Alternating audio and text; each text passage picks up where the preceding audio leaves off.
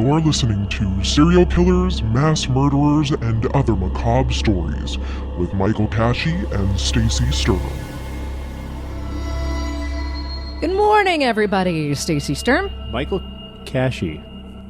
Can't hear myself. Can you not hear? Are you plugged in? Yes, I'm there. There we go. Okay. All right. Hey, we're doing it live again today. So there's some hiccups. I need to get a new adapter for this, is what I need to do. We're just not technologically sound Just today. going to head down to Radio Shack. I kind of miss that. I do. I used to get a lot of our stuff for the radio station there. Now I have to order it on the internet because nobody else carries it. So I don't have any spot. Best Buy doesn't have? No, Best Buy doesn't have a lot of the stuff that I need to fix things in the station. They have just too high tech, only Bluetooth things. Right, yeah. They're too fancy. Get out of here. And they're meant for like home usage, which is Bluetooth stuff, not like professional broadcasting usage.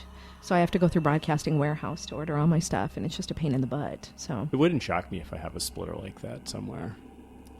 it wouldn't shock me either. You have boxes of stuff, man, that I don't know. I got a bag of cords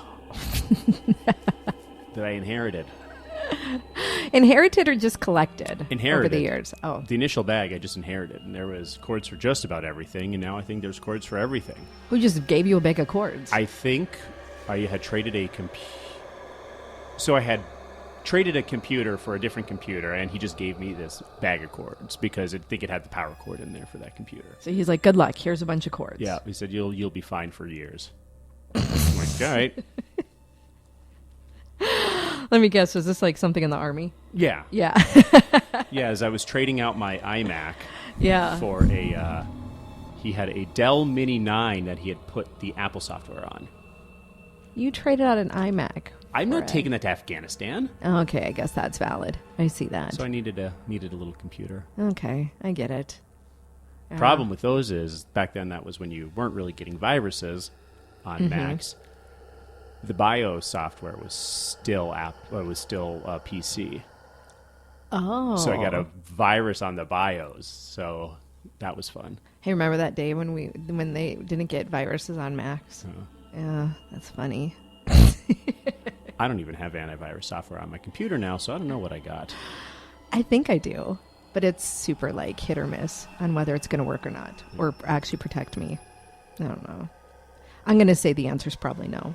So go ahead and crack into this computer. You're not going to find anything interesting but murder stories, and that's about it. Random memes. I think I don't have anything good on this computer. So sorry. Okay, so the story we're doing today. Now, if you're just tuning in, if you don't know what this podcast is all about, we talk about murder. Serial killers, mass murders, dark, macabre stories. Like, anything's pretty much fair game. And we try to do the lesser-known stories. No, we do the lesser-known stories. Well, this one is kind of known. Kind of in... If you ask people about the Kunz family murders, they're not going to know, but if There you you were go. in Wisconsin, they would know. Well, there That you was go. huge. It's still a regional thing. Yeah. It's- This we're not has been talking about featured Ted on other Bundy. podcasts. I'm trying to do things that aren't featured on other podcasts, but I mean that's really hard. Yeah. So this one's close though. We're going to Wisconsin today. Wisconsin for the Kunz family murders. Oh, boy. Oh, boy. How much cheese is involved in this one? There's nothing cheesy about this story. Right. This story is pretty interesting. This one is it's a weird one. I feel like they made an X-Files episode out of this one. If that makes any sense. Probably not to you. You didn't watch the X-Files. No. But if you saw Hearth Home, Hard Home, like Game of Thrones? no, Hearth Home. Oh. This is a crazy story. We'll just get into it because I don't need to talk for 5 minutes about it. We can just actually talk about it. So on the evening of July 4th, this is in 1987. So we've been doing like 1887. So we're like 100. Okay. We're like 100 years ahead now. So on the evening of July 4th, 1987, Christopher Jacobs is said to have stopped by the Kunz family and its Kunz, Kunz Family Farm near Wausau, Wisconsin, to buy a car from Randy Kunz. That's the last time anybody saw the Kunz family alive. He's the last person that actually saw them alive. On July 5th, Kenny Kunz entered his family's home to find 4 of his family members dead and his mother is missing. All of them had been shot close range, .22 caliber rifle. Clarence Kunz, age 76, Irene Kunz, 81, Marie Kunz, 72, and Randy Kunz, age 30, were found with bullet holes in their heads. They'd been shot close range right in the head. The missing family member, Helen Kunz, age 70, would eventually be found in a swamp 9 months later. There were brief speculation that Helen actually might have committed the murders and then killed herself in the swamp, but authorities quickly determined that she was likely the victim of a kidnapping. Why? Nobody still knows to this day why they took her and didn't just kill her. Kenny discovered his family's bodies throughout the house. Marie was found in the entryway. Randy's body was in the kitchen. Clarence had been in his bedroom, and Irene was found sitting in an armchair. The Crescent Post says a videotape taken at the crime scene was actually shown during the trial. They actually walked through the crime scene with this video camera and showed it at the trial. Ugh. Yeah. Hate to be on that jury. Yeah. Jurors winced as the camera focused in on the victims. As a detective made his way into the home, a radio broadcast of a 1987 baseball game between the Brewers and the California Angels could be heard in the background. So that's just weird. You're walking through the crime scene and the radio's just blasting the Brewers game. Portions of the tape were edited before the trial, but jurors could clearly see the looks of horror frozen on the faces of Randy and Clarence. So whoever it was obviously had taken them by surprise. Like, somebody literally walked into the house and just started shooting up. Oh, so there was a video of the murders. No, like, of them right after. Like, the bodies, gotcha. and you can see Yeah, okay, on their okay. faces, like, they were I was like, this is starting to sound too TV show-like. literally frozen in fear. Yeah. Okay. During the investigation, authorities discovered the Kunz's home had no indoor plumbing, and their only source of heat was a wood-burning stove.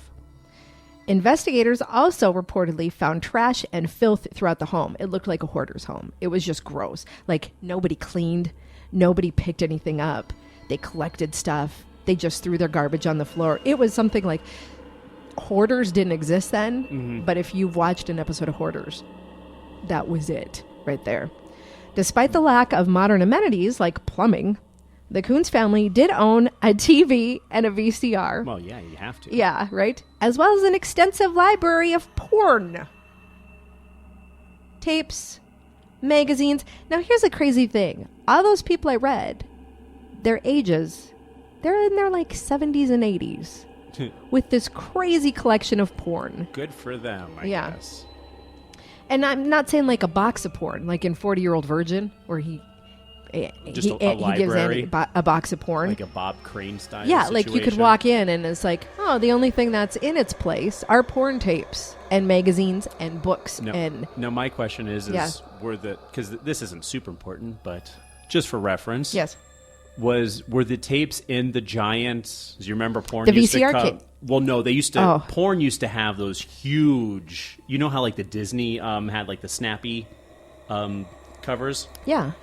Porns were in like Most VHS tapes did. porn were like ones double the size. They were like gigantic. I'm not even going to ask how you know that. Everybody knows this. I did not know and that. You never went to a porn store before they stopped doing VHS. I did, but I don't remember that. Really? Oh, I always thought it was ridiculous. I think the first time I went to a porn store was out of high school. We went to the Mandan bookstore. In the old location? Yeah, Ugh. yeah. So they would have still had the VHS tapes, but Yeah. I don't think we paid attention. I think there was just so much to see and take in that and we weren't there for very long because it did not feel very good being there. It was very creepy. As we were like 3 chicks that went into it. They looked at you like they were tigers that hadn't eaten in weeks.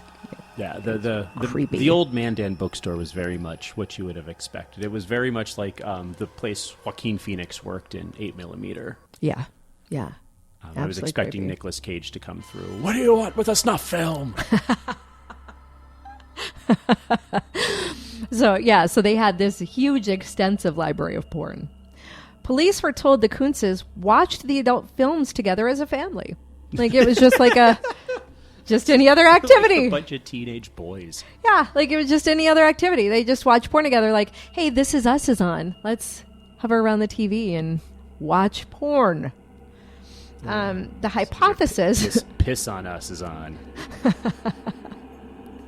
So terrible. This hypothesis was partially corroborated by a remark that Helen made. Remember, she was the one that was kidnapped, the mother of the person that found them. This was corroborated by a remark Helen made to a store clerk a few weeks prior to her disappearance. While purchasing an electric toaster, she mentioned that she was angry that her family just sat around all the time and watched dirty movies. Because that's what you talk to your toaster salesman about. Well, yeah. I don't know. People tell people random stuff. Especially this family was not super social. They were kind of awkward. So it's not like they were ingrained in your everyday social behavior.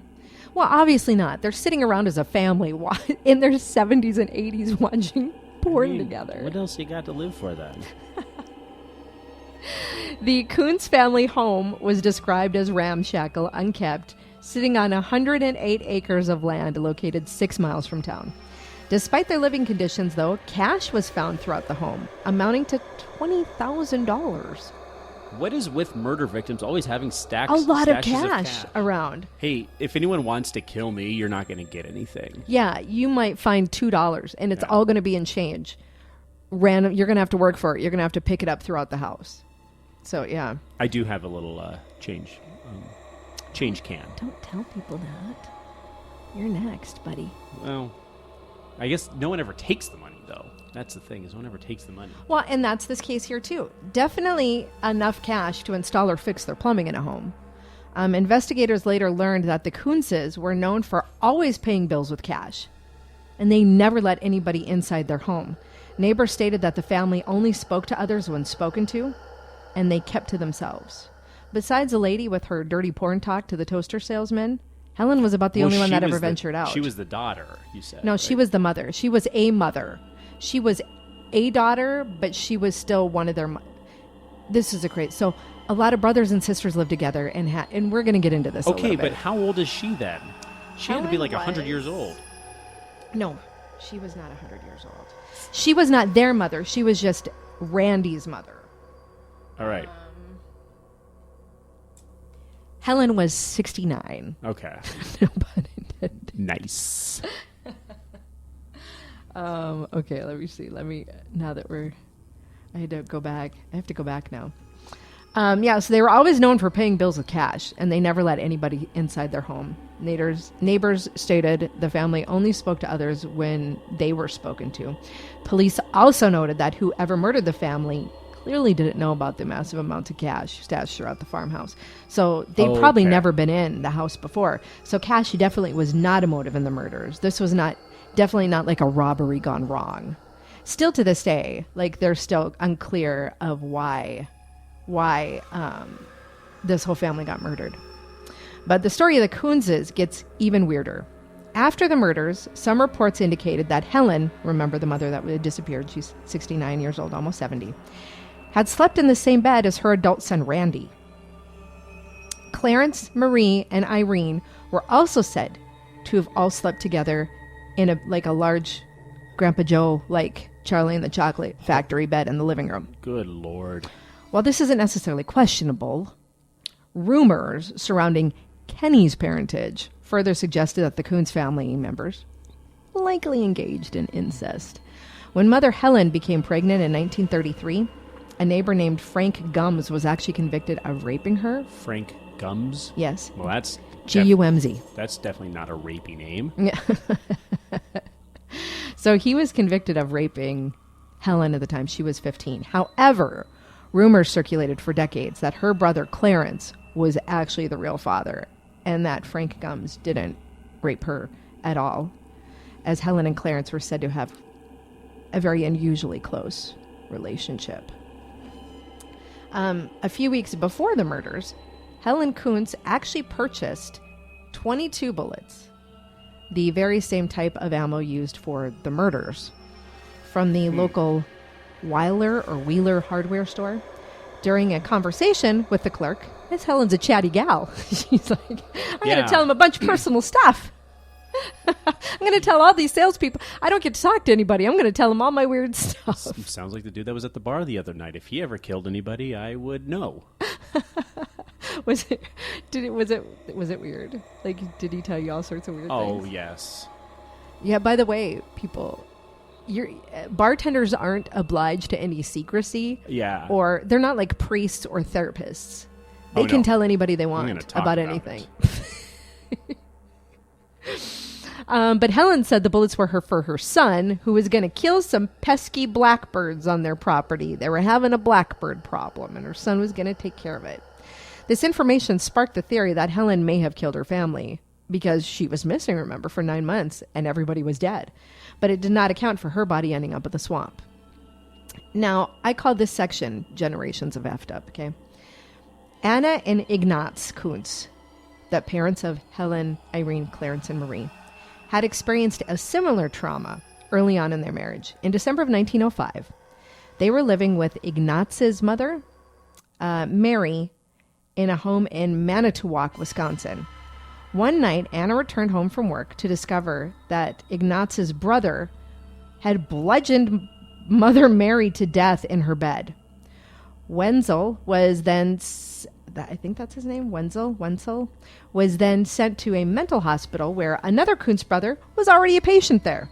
Okay. So there's an interesting... so there's definitely a history of mental illness in this family. Yeah, definitely a history of mental illness. The Crescent Post says not long after that, in 1914, then the Kunzes moved to Marathon County under the promise of land for a successful farm. But the land turned out to be covered in tree stumps. So, left over from when there was a business on that land before that called Wright Brock Land and Lumber Company. So they cut the trees off the property, but all the stumps were still left there. The lumber barons knew that the land was bad and took advantage of the people for not knowing much about farming and actually just not knowing much about much. They said they were it was not a family of rocket scientists. So let's just put it that way. It was kind of a lot of like... But a large company take advantage of the simple folk? No, What? that doesn't happen. That is shocking. So describing them as simple folk was actually very generous. This was all later published in a book called Blood Relative, Portrait of a Mass Murder, written by Crocker Stevenson, a reporter for the Milwaukee Journal-Sentinel, who had recently retired and then wrote this book. He said, this family that had been slaughtered was a unique iteration of a broken Marathon County promise, he said. Although he noted the Kunz's family was tenacious and they didn't give up, they kept trying to farm. Stevenson said the Kunzes were treated as strangers by people in the community. They were different. They kept to themselves. They were uneducated. They were not quite there mentally. Like, not just uneducated. They definitely had some developmental disorders. They dressed in out-of-fashion clothes, hand-me-down clothes, even though they had money. And many in the community also gossiped, of course, about their inbreeding. So this was that family. You know what I mean? Well, So- I mean, let's be real. Small towns, having grown up in a small town, are terrible to outsiders. Absolutely I don't know that they've been there since like 1914. It's 1987 and people still aren't accepting them. Yeah, true. I mean, this is like 70 years later and people still aren't. You know, I feel like the genetic gap or the genetic funnel or whatever would have been opened up a little more by then. You would think so, but apparently not.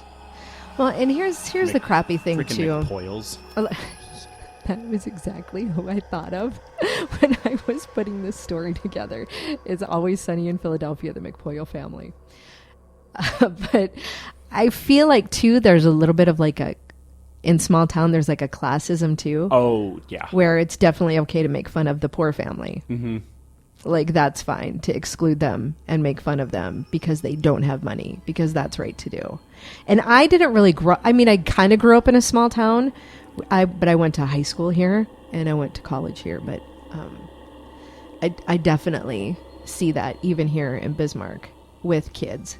They'll make fun of other poor kids for being poor, which is poor judgment. Do you get that pun? Yes. Do you get that? Okay, sorry.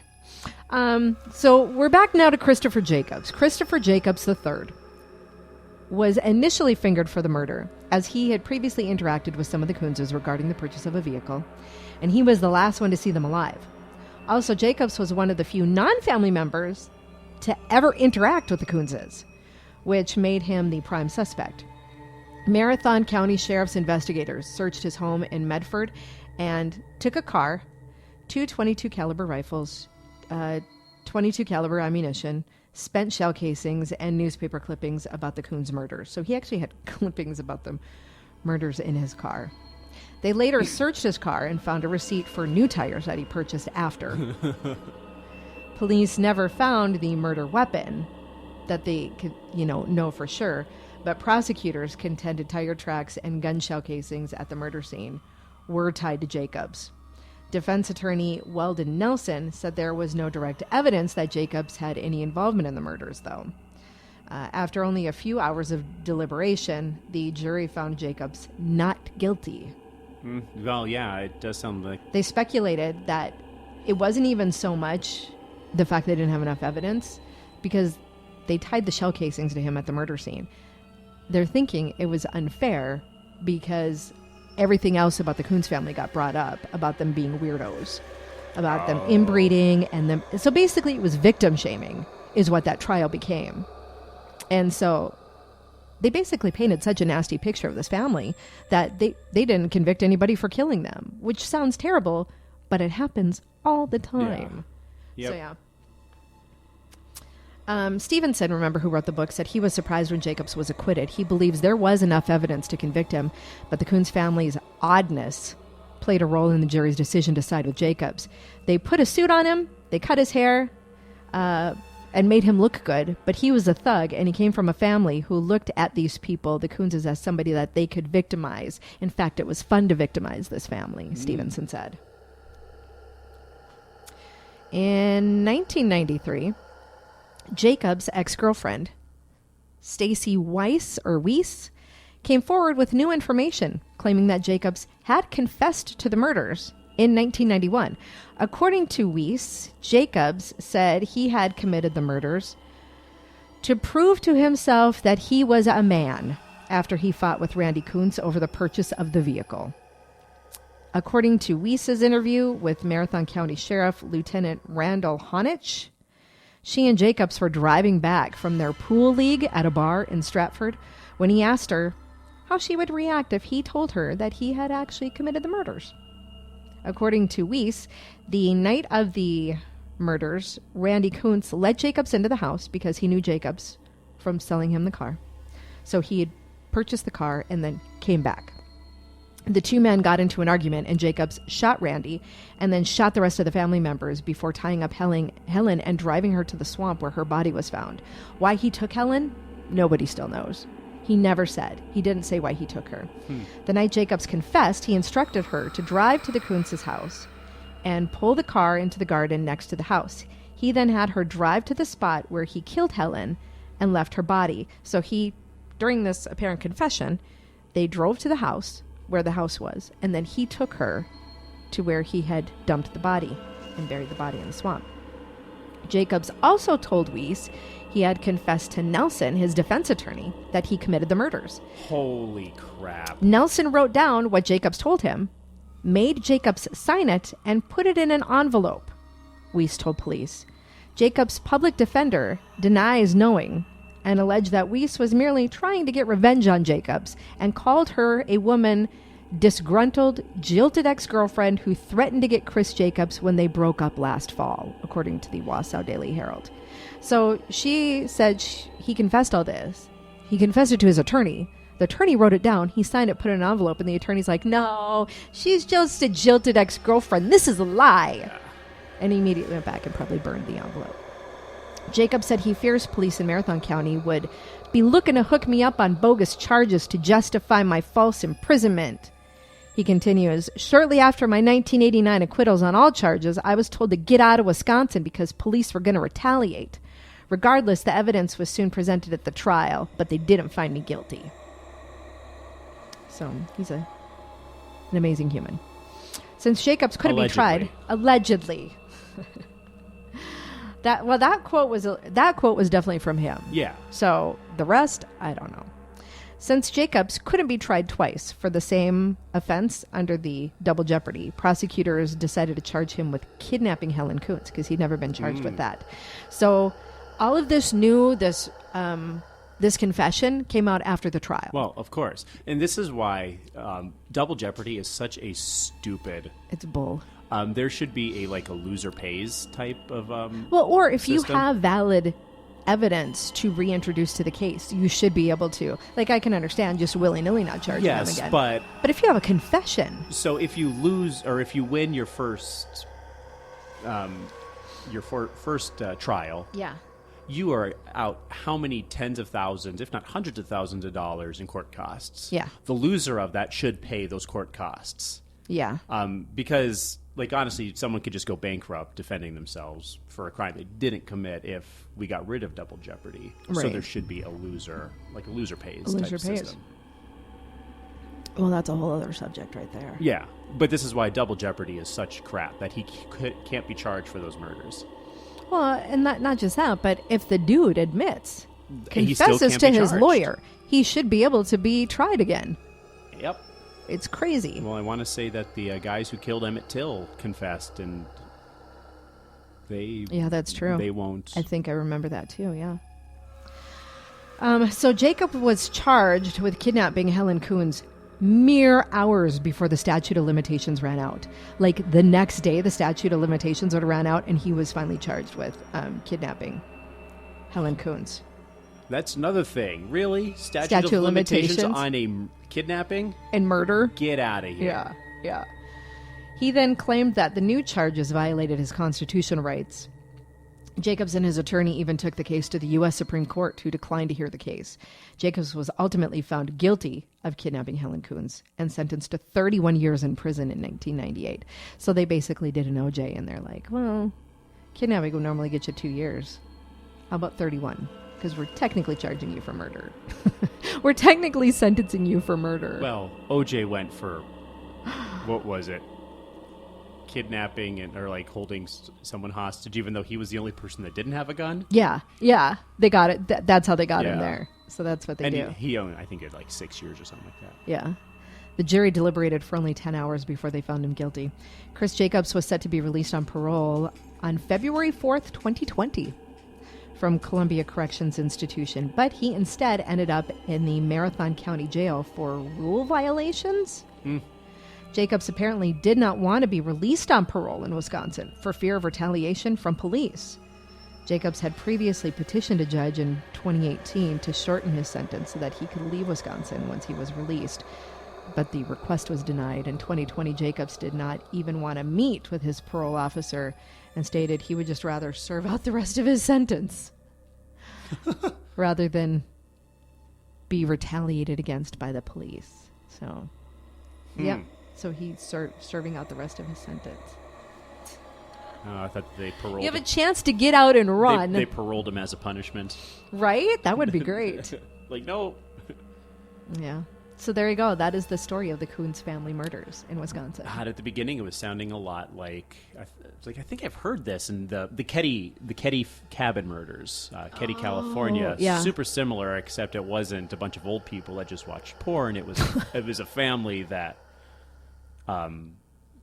were at a cabin out in the Ketty, California, and I think they found the little girl's body or skull or something like that 8 months later or something. Yeah. And they think they were hacked with a hatchet or something. I do remember that now that you talk about that. Or maybe it's just suggestion. I don't know. But I do. Nope, because we've listened to something on it. Okay. Then yes, then I probably do remember that.